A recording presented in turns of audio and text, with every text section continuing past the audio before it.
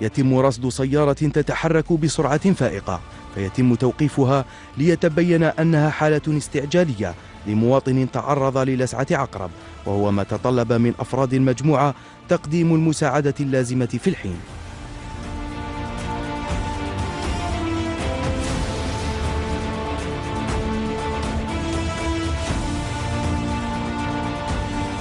فمهامهم القتالية والعملياتية لم تثنهم على أداء واجبهم الإنساني.